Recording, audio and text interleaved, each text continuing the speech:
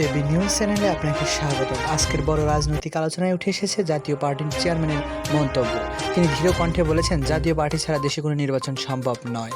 চেয়ারম্যানের দাবি, জাতীয় পার্টি হলো দেশের দ্বিতীয় বৃহত্তম রাজনৈতিক শক্তি। তাদের বাইরে রেখে যে কোনো নির্বাচন আয়োজন করলে তা জনগণের কাছে গ্রহণযোগ্য হবে না। তিনি বলেন, একটি অবাধ, সুষ্ঠু, নিরপেক্ষ নির্বাচন আয়োজন করতে হলে জাতীয় পার্টিকে গুরুত্ব দিতেই হবে, কারণ জনগণের স্বার্থ ও অধিকার রক্ষার দায়িত্ব সবসময়ই অগ্রণী ভূমিকায় ছিল এই দল।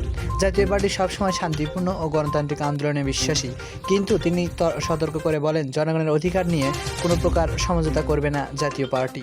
তার ভাষায়, জাতীয় পার্টিকে বাদ দিয়ে যদি নির্বাচন হয়, তবে সেই নির্বাচন কখনোই জনগণের চোখে বৈধতা পাবে না, বরং এতে দেশের রাজনৈতিক অঙ্গনে নতুন করে সংকট তৈরি হবে। তিনি আরও জানান, সরকার ও নির্বাচন কমিশনকে অবশ্যই জনগণের ইচ্ছার প্রতিফলন ঘটাতে হবে, যে ইচ্ছার মূল কেন্দ্রবিন্দু হল সব দলকে নিয়ে অংশগ্রহণমূলক নির্বাচন। জাতীয় পার্টি মনে করে, এককভাবে কোনো দল নির্বাচন করলে তা শুধুই প্রহসনে পরিণত হবে। তাই সব দলকে আস্থায় নিয়ে জনগণের ভোটাধিকার নিশ্চিত করে নির্বাচন দিতে হবে। নিত্য নতুন খবর পেতে আমাদের চ্যানেলটি সাবস্ক্রাইব করুন। ধন্যবাদ।